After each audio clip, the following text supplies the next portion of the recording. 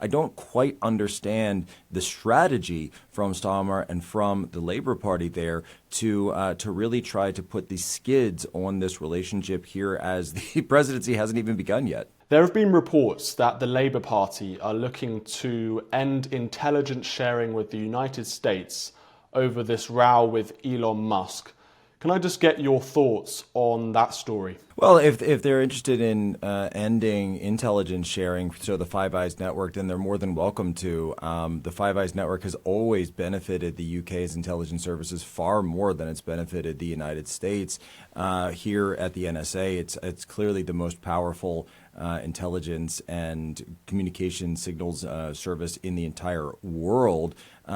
Yes, certainly there's some that come out of the UK, but it's far less. It's always been much more of a lopsided street. So if they're willing to do so, then they're more than welcome to go and do so and blow up the entire Five Eyes relationship, which as a prior Navy intelligence officer, I remember using all the time. And by the way, there were plenty of reports that we already don't share with the UK, and will continue to do so. What do you make more broadly of Keir Starmer and Labour's position towards Donald Trump and Elon Musk?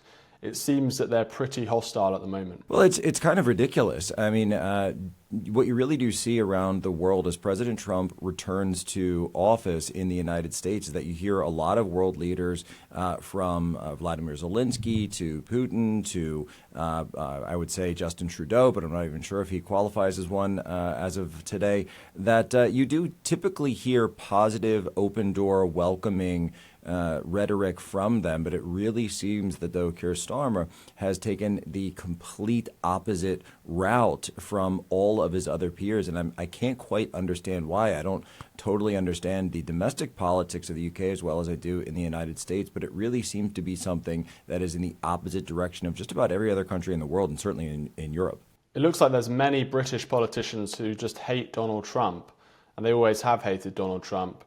Britain's Foreign Secretary David Lammy has previously said some very harsh comments around Donald Trump, and the new British ambassador in Washington also has been very critical of Donald Trump. Do you think it's a mistake for these politicians, or for Keir Starmer to appoint these politicians who might have sort of Trump derangement syndrome? Well, I do, and certainly, the UK is a country where the United States of America, we have the special relationship. It's something where President Trump has spoken quite fondly, by the way, of former Queen Elizabeth as well as the King. He always talks very highly of the royal family, has spoken time and time again about his connection, by the way, through his mother, who was born in Scotland and was an immigrant to the United States, as well as his Turnberry property up there. So it's clearly something where he wants to continue the special relationship and has a lot of those personal ties to it as well. So I don't quite understand the strategy from Starmer and from the Labour Party there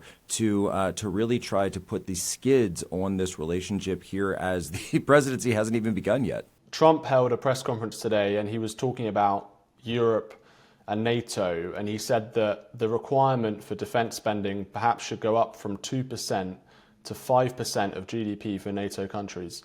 Can you just comment on that? Do you think it's important that NATO countries should increase their defence spending to 5%? Well, I certainly do understand where President Trump is coming from, and this is really just returning to a long-standing position of his that goes back all the way to 2016 and 2015 when he first ran, and that's understanding what the United States' relationship with NATO and with Europe is going to look like, and whether or not it is of benefit to the United States in the way that it was during the Cold War when it was instituted. NATO has always been a Cold War institution, and it's something where it provides great benefit to Europe, but President Trump, as a businessman, is going to be looking at that as to what direct benefit does it play to the United States.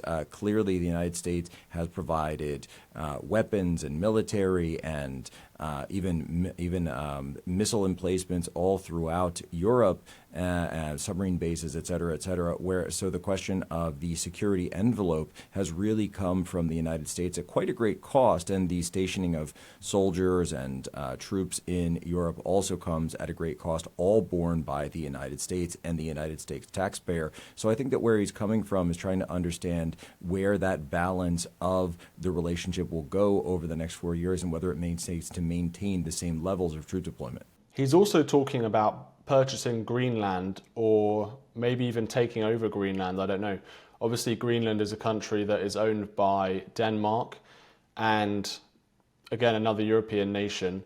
Can you just comment on this row about Greenland? Do you think that America should expand to Greenland? I think that Greenland actually is in the security and economic interests of the United States to have I would say, a reformatted relationship when it comes to perhaps a renewed relationship, a reset on that relations. Number one, because of the vast economic resources in Greenland, which are of direct benefit to the United States, as well as to the sea lanes, the potential new sea lanes that'll be opened in Greenland within the next 10 to 15 years. The Russians are building out massive megaports along their northern coast from Murmansk across to Irkutsk and to Kamchatka, because they understand the importance of the northern sea routes. And so for the United States, as well as others, it's really a question of, will the United States be able to maintain access to its own sea lanes, or will the Chinese and the Russians be able to go in there like the Chinese and Russians already are pushing in?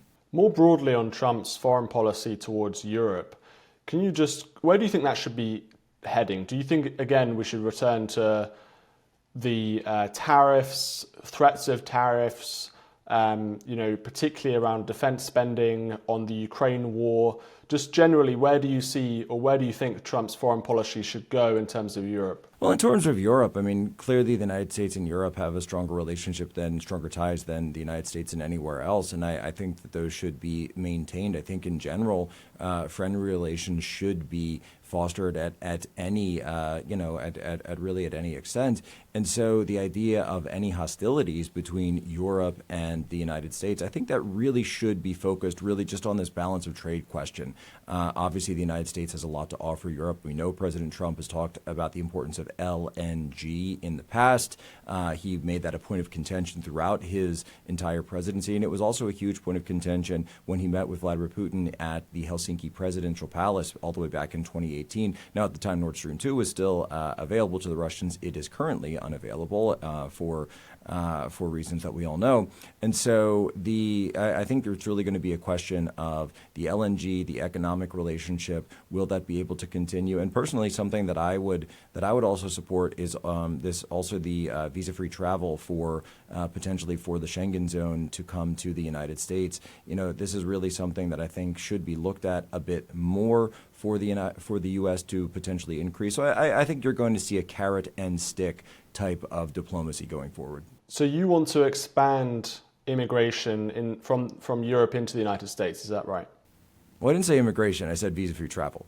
But surely, so would that mean tourists, or would that mean people coming to work in the United States? I think broadly it's something that should all be looked at. It's interesting because obviously there's been this huge row between Elon Musk and various people online to do with the H-1B visa. And that was one of the other questions I was going to ask, was about this relationship between Elon Musk and Donald Trump, and actually Elon Musk and the kind of MAGA supporters. What do you make of this row about the H-1B visa?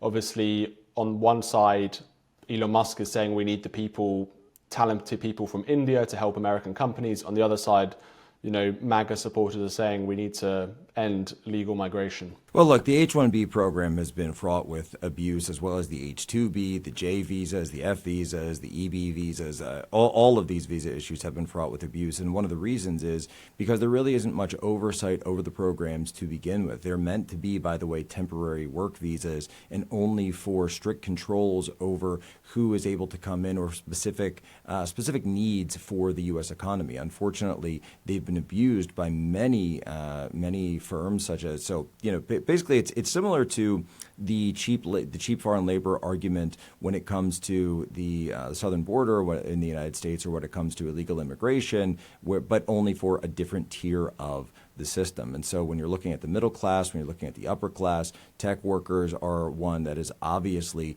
directly impacted by this program, and one where, and I've spoken to people in Silicon Valley, and they're telling me this isn't the top 1%. It's not even the top 0.1%. It's sort of those grunt work type coding jobs. And of course, a cheap immigrant labor is going to be able to do that for 80 to 100 hours a week, much cheaper than anyone in the United States is going to want to do. do. So it has been a subsidy to a lot of these firms for a long time. And I think it makes sense that a lot of people are calling for certainly more scrutiny and more limits to be placed on them. And I've said to Politico earlier this week that President Trump's previous administration had issued, I believe, several rule changes on the program. And I think I wouldn't be surprised if those came back. And what do you make of reports in the New York Times that Donald Trump thinks that Elon Musk is being clingy? As being clingy. Well, you know, this is something, of course, that I'll simply say this. When November 5th came around, the United States of America, and in 50 states, the people went to the ballots and they voted for Donald Trump, and Donald Trump won the popular vote. He is the president of the United States and no one else is. So at the end of the day, sure, there's many voices in the room, but there is only one president. Thank you for watching this video. If you want to watch more content, please subscribe to our new GBN America YouTube channel. Thank you so much for watching GB News, the People's Channel, Britain's news channel.